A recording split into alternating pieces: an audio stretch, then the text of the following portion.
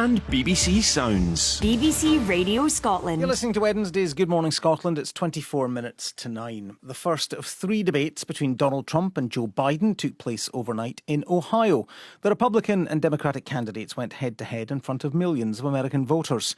Who came out on top? Well, at times it was hard to tell. All right, that's the end of the segment. We're moving on. He didn't take them. Well, Vice President, no. Can I be honest? It's a very important Try to be question. honest. He stood up. No, the answer to and the question is no. Ukraine. No, sir. With $1 billion, if you that get rid is of absolutely not true. You're doing it. You're going to have true. Gentlemen.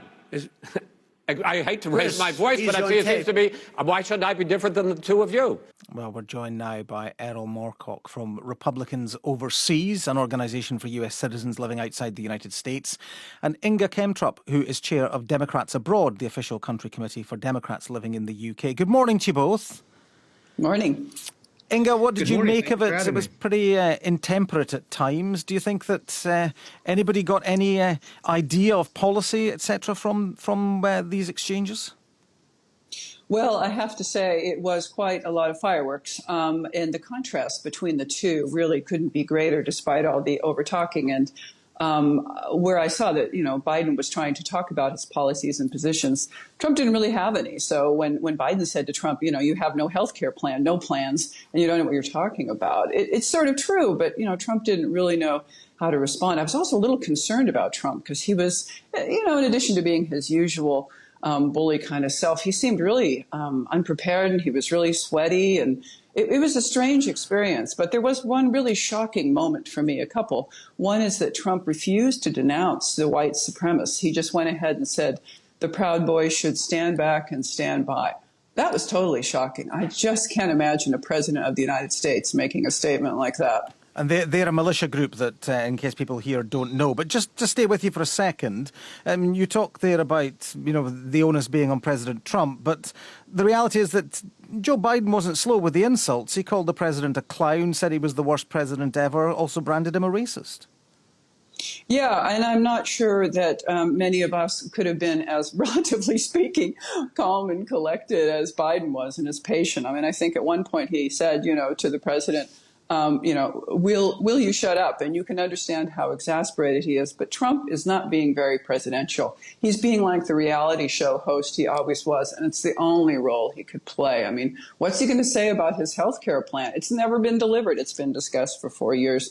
I think it's also worth saying that, the outcome of the election, that he said he would not accept the outcome of the election. Another shocking moment. Really?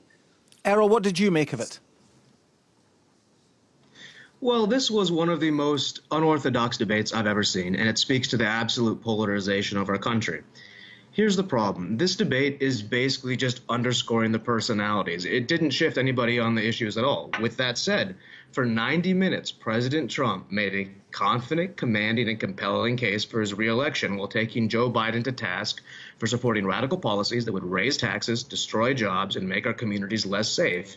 After tonight's debate, the choice between President Trump's 47 months of delivering real results versus Joe Biden's 47 years as a failed career politician, a.k.a. loser, has never been clearer. In 35 days, the American people are going to reelect President Trump to a second term, along with Republicans up and down the ticket. When you look at the fact that Trump never yielded to Biden's lies, 33 times he's been fact-checked of misleading statements since that debate. He demanded he answer why he won't denounce court packing. Joe Biden said that he won't have an opinion on it because that will be the issue. Of course it will be an issue. You're a candidate. He wasn't able to call murderous arsonists anything other than peaceful protesters. He claimed that Antifa is a mythical organization. He wants to see our schools shut down. He interestingly ran away from the far-left Green New Deal while he ran away from the financial crimes that his family has allegedly been involved in. Well, of course, his family are not up for election here. I mean, what about the point that Inge makes there, that the president would not denounce white supremacists, he wouldn't commit to leaving office if he lost the election? Well, I'm glad you asked that. And that's that same sort of trap that they tried in Charlottesville when they completely lied and said that he said neo-Nazis are very fine people. Donald Trump said there were fine people on both sides. Supremacists.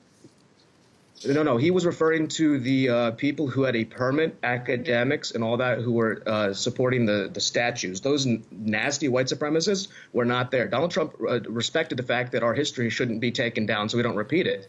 But he's not going to play a game where he's forced into compelled speech that implies by default he's supporting white supremacy, which is absurd. This is the most pro-Israel, pro-black, pro-Hispanic president in U.S. history. He's done prison reform, a platinum plan, $500 billion for black businesses and black prosperity, unlimited funding of historically black colleges, which is generational wealth in the black community. Donald Trump absolutely does not need to, on command, be demanded by Vice President Biden to make a statement that is going to be a Malthusian trap to try to get the perception to be twisted. It's very good politics, but it's dishonest. Let me ask you both whether you believe that what we saw last night in terms of the two men going at each other, often it was difficult to hear what they were saying. Do you think, Inge, that will have actually tipped any undecided voters one way or the other? I think for a lot of people, this was their first opportunity to see Biden in action. Remember, Chris Wallace is from Fox News. He was the moderator.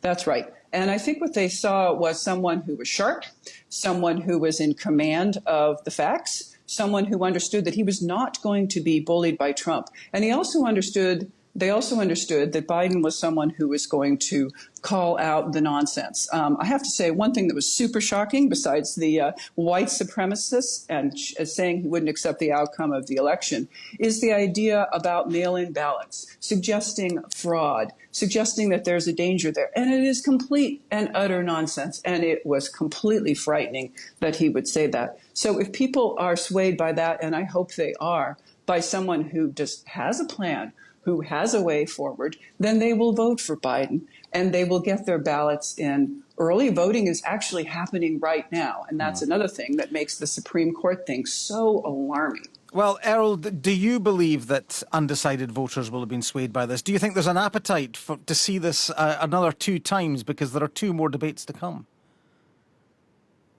You make a good point. As soon as the debate finished, Wolf Blitzer came out on CNN and said that, maybe Joe Biden shouldn't show up for a second debate. To take a step back, when you're talking about those ballots, there's a huge difference between solicited and unsolicited ballots. We're finding ballots in ditches. We're finding ballots being lost. Solicited ballots are one thing. You ask for the ballot, it comes to you, you fill it out. That's what Donald Trump does. That's what plenty of Americans do. But ballot harvesting in this unchecked, unregulated system where you can stuff ballots and keep counting past the election is what the problem is. But to his supporters, I think that they did respond strongly to it because he's the only person who sort of stands up to this elitist champagne socialist that tries to claim that he's the man of change.